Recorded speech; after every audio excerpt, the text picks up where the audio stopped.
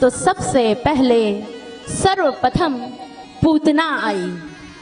पूतना प्रकट हुई और कंस ने आह्वान किया पूतना का, पूतना प्रकट हो, मुझे तुम्हारी आवश्यकता आ गई है, आवश्यकता आने पड़ी है। कंस के द्वार में प्रकट हुई पूतना और कहा कि महाराज क्या करें, क्या करना है? बोले मेरे काल को मारना है। बोले कहाँ है आपका काल? अरे बोले अभी छोटा सा बच्चा ही है, अभी तो 6 माह का भी नहीं हुआ है, अभी तो जन्म ही हुआ है उसका।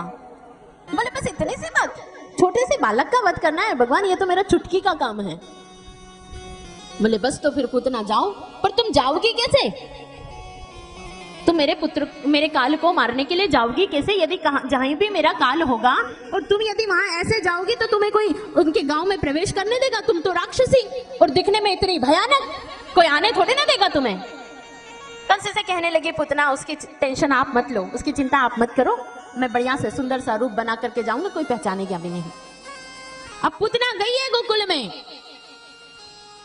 और अनेकों बालकों को मारती हुई पूतना बहुत सारे बालकों का उसने अपने स्तनों पर विष का लेप लगा करके आई थी, ताकि जो भी उसका दुग्धपान करेगा उससे वह मृत्यु को प्राप्त हो जाएगा। अब पूतना बहुत सारे बालकों का वध करती हुई, अब जैसे उसको पता चला कि अच्छा अभी एक बालक और बचा है, अब वो बालक था हमारे भगवान श्री कृष्ण। कंस ने कह दिया था कि जिन्होंने अभी अभी कुछ ही समय पहले ही जन्म लिया उन सभी बालकों को मार देना। अब उसने ऐसा ही किया, उसकी आज्ञा का पालन किया।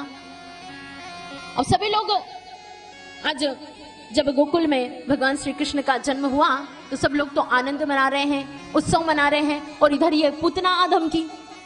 अब सब लोग उस आनंद में विभोर थे, सब लोग उसमें लगे हुए थे। तो यशोदा मैया भी सोचने लगी कि अरे बहुत सारे मेरे लाला का दर्शन करने आ रही है, क्योंकि मेरा लाला इतना सुंदर है, इतना प्यारा है, हर कोई आ करके उसकी बलियां ले रही है और उसको बिल्कुल लाड़ कर रही है, प्यार कर रही है। और पूतना भी वहां पर आकर के और पलने के पास से हमारे कृष्ण कन्हैया सो रहे थे। तो यशोदा मैया ने सोचा कि यह भी कोई अप्सरा आई होगी जो बड़ी सुंदर सी लग रही है, मेरे लाला को आशीर्वाद देने आई होगी। अब जैसे ही पलने के पास में कृष्ण कन्हैया सो रहे थे तो मैया अपने कामों में लग गई और उन्होंने ध्यान नहीं दिया कि यह कोई राक्षसी है या कोई अप्सरा है। उन्होंने तो अप्सरा समझ के और छोड़ दिया। अब पूतना ने देखा कि आसपास कोई नहीं है, यह समय बड़ा उचित है, चलो उठा लो इसको। और कृष्ण कन्हैया को पूतना ने उठा लिया और कान्हा को लेकर के वहां दूर कंस के बगीचे की ओर जाने लगी। और जाते जाते उसने अपना इतना विशाल काय रूप धारण कर लिया, इतना विशाल रूप धारण किया कि सबके सब लोग, जैसे यदि उसके आसपास यदि कोई होता ना और यदि वो गिरती तो पता नहीं कितने लोग उसके नीचे आकर के परलोक धाम सिधार गए होते। अब इतना विशाल काय रूप उसने धारण किया, विशाल काय रूप धारण करके और वह भगवान श्री कृष्ण को अपना स्तनपान कराने लगी। और जब वह स्तनपान कराने लगी तो मेरे कृष्ण कन्हैया ने आंखें मूंद ली, आंखें बंद कर ली। बहुत सारा भाव है, बहुत सारे संतों का भाव है कि जब हमारे कृष्ण कन्हैया स्तनपान करने लगे तो वह मन ही मन सोचने लगे कि यह जो दूध पिलाती है, जो स्तनपान कराती है, वह तो माँ होती है, और ये ऐसी कैसी माँ जो मुझे विष पिलाने आ गई? तो ऐसी माँ का मैं मुख नहीं देखूंगा। इसलिए मेरे कन्हैया ने आंखें बंद कर दी। किसी का ये भाव है। कोई बोल रहा है, कोई संत कह रहे हैं कि नहीं, वहां आंखें बंद करके भगवान उसके पूर्व जन्मों को देख रहे हैं। ये पूर्व जन्म में कौन थे? ये राजा बलि जो थे ना। कल बड़ी जल्दी में एक्सप्रेस ट्रेन चल रही थी तो वो उसमें सुना नहीं पाई, पर थोड़ी सी आपको वैसे सबको ज्ञात ही है। पर जो राजा बलि थे उनकी बहन थी ये रत्नमाला। जब भगवान वामन बलि के पास में आए थे और बलि से 3 पग भूमि मांग रहे थे, उस समय जब जैसे ही हमारे बटुक रूप में वामन भगवान आए तो उस समय रत्नमाला वही थी। तो रत्नमाला मन ही मन सोच रही थी कि इतना प्यारा है, इतना सुंदर बालक है, काश ऐसा बालक मेरा पुत्र होता तो कितना अच्छा होता। तो भगवान उसकी मन की व्याख्या को समझ गए, मन की गति को समझ गए। मन ही मन उन्होंने कह दिया कि तेरी ये इच्छा भी पूरी होगी, तू मेरी माँ जैसी तो बनेगी। पर जैसे ही उसने वामन भगवान ने बलि से 3 पग भूमि मांगने पर एक पग में तो पूरी पृथ्वी को नाप लिया, दूसरे पग में पूरे आकाश को नाप लिया, और तीसरा पग पूछने लगे कि कहाँ रखो। तो जब उनके सर पे रखा तो वो पाताल लोक पहुंच गए। तो उसको बड़ा क्रोध आया रत्नावली को कि अरे मेरे भाई का तो सब कुछ छीन लिया इसने, ऐसे को तो मैं मार दूं। तो भगवान ने कहा कि तेरी ये इच्छा भी पूरी होगी, तू मेरी माँ बन के भी आएगी पर तू मारने के उससे आएगी। आज वो पूतना रत्नमाला जो थी वो पूतना बनकर आई। पूतना जो है वो भगवान को स्तनपान कराने लगी।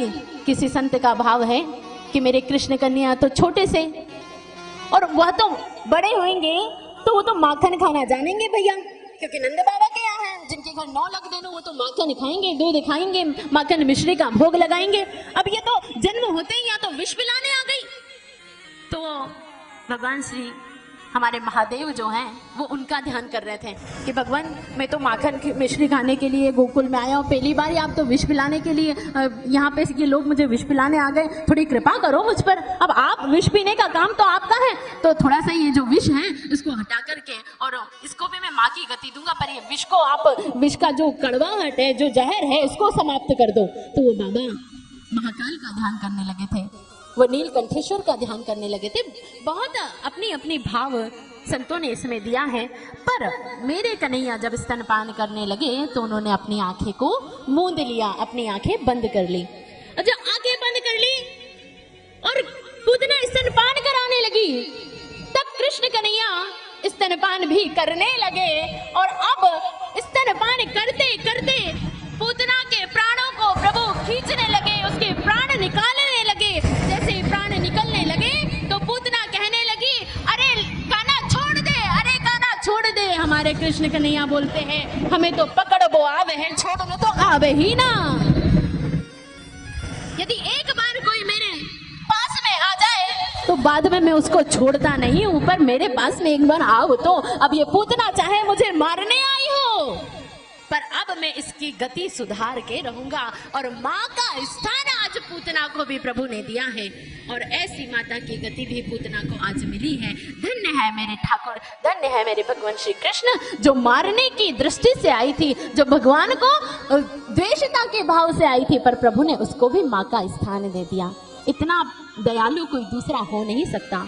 अहो बकीयम स्तन काल कुटम जिघा अयस्य यदप्य साधति और लेभे गतिम धात्र चिंताम ततो अन्यम कम्वा दयालुम शरणम ब्रजेम। जब ऐसा सुंदर भाव मेरे कृष्ण कन्हैया के बारे में व्यास जी महाराज ने लिखा है ना, तो सचमुच में इतना दयालु कोई नहीं हो सकता। अब महाराज इधर जब पूतना का विशालकाय रूप, इतना बड़ा विशालकाय रूप था और जैसे ही जब वो उसके प्राणों को खींच रहे थे ना भगवान, तो वह उसका वहीं देहांत हो गया। और अब वो जैसे धड़ाम से गिरी तो कंस के बगीचे में जाकर के गिरी, इतनी दूर गिरी और सारे पेड़ों को नीचे धराशायी कर दिए। अब धड़ाधड़ की ऐसी आवाज आई जोर जोर से, तो सभी लोग भागे। अब यशोदा मैया भी ढूंढने लगी कान्हा को कि कान्हा किधर चला गया, मेरा पुत्र किधर चला गया। सब देखते हैं तो कहीं मिलते नहीं है। तब जैसे जब आवाज आई ना तो भागे सभी लोग और देखें तो छोटे से मेरे कृष्ण गोपाल उनके पूतना के ऊपर बैठ करके और खेल रहे थे। कन्हैया को यशोदा मैया ने उठाया और पूतना के हाथ पैरों को और उसकी सारे जो अंग हैं उनको काट काट कर, ऐसा लिखा है कि उनको काट काट करके और अलग अलग चिताएं बना गई और उसको फिर दाह संस्कार पूतना का किया गया। पर जब पूतना को जलाया गया ना तो महाराज उसमें से ऐसी सुगंध आ रही थी कि सारा वातावरण पूरा सुगंधित हो गया था, ऐसा श्रीमद् भागवत में लिखा है। पूतना का उद्धार सर्वप्रथम भगवान श्री कृष्ण ने किया। कंस को पता लगा कि पूतना तो परलोक धाम सिधार गई है, इससे तो काम बना नहीं, अब किसको बुलाऊं। कंस ने फिर से अपने दूत को बुलाया। दूसरी बार आया शटकासुर। शटक अर्थात संस्कृत में होता है लकड़ी, वो लकड़ी का राक्षस।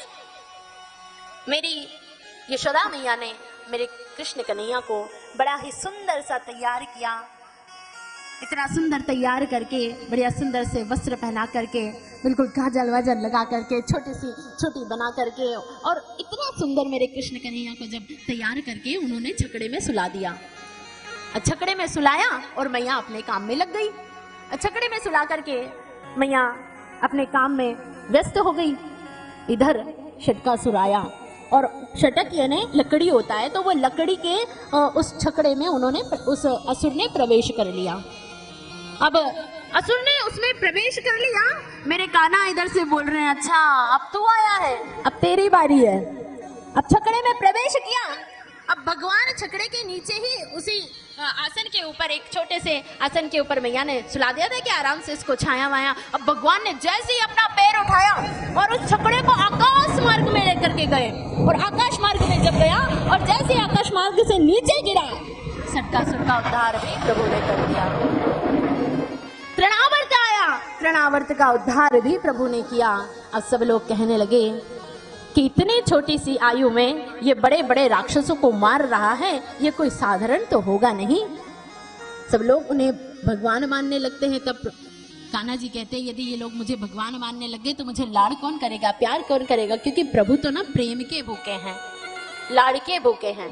देखो, जरूरी नहीं होता है कि भगवान को पाने के लिए मंत्र तंत्र यंत्र इन सब की जरूरी नहीं कि इनकी ही आवश्यकता हो। अरे प्रभु तो तनिक बिल्कुल अपने मन से ना सारी जो कपटता है, जो कटुता है, उन सबको निकाल कर यदि निश्चल मन से यदि हम परमात्मा को बुलाते हैं, प्रेम से बुलाते हैं, निश्चल प्रेम से बुलाते हैं, तो मेरा कान्हा तो कभी भी किसी के भी समक्ष आ सकता है। मतलब उसको चाहिए कि वह प्रेम के साथ में कन्हैया को बुलाए। और सचमुच में कितना सुंदर रूप है मेरे कान्हा का। यदि हम हम मंदिर में जाते हैं तो एक बात तो अवश्य आपने नोटिस की होगी, एक बात पे तो आपने जोर दिया ही होगा कि जब भी हम कृष्ण कन्हैया के मंदिर में जाते हैं तो मेरे ठाकुर की जो मूर्ति होती है ना, वो कभी भी आपको जो मूर्ति, जो प्रतिमा जो होती है, जो विग्रह प्रभु का होता है, वो कभी भी आपको गुस्से में नहीं दिखाई देगा, कभी भी गुस्से में नहीं दिखाई देता है। मेरे कृष्ण कन्हैया हमेशा बांसुरी बजाते हुए और मुख पर बिल्कुल ऐसी मुस्कान लिए खड़े रहते हैं। और जब हम उनका दर्शन करते हैं तो बस ऑटोमेटिक ही, अपने आप ही, स्वतः ही उनको ऐसा लगता है कि प्रभु हंस रहे हैं और वो हमें भी हंसा रहे हैं। तो मेरे प्रभु का तो स्वरूप ही इतना निर्मल है, जो यदि प्रेम के साथ में उसके समक्ष जाता है तो वह स्वयं भी प्रसन्न सदैव रहते हैं, और जो जाने वाले होते हैं उसको भी प्रसन्न करके मेरे ठाकुर भेजते हैं। इसलिए अनंत भाव से, आनंद के साथ में यदि कन्हैया को बुलाया जाता है, प्रेम से बुलाया जाता है, तो मेरा ठाकुर आता ही आता है।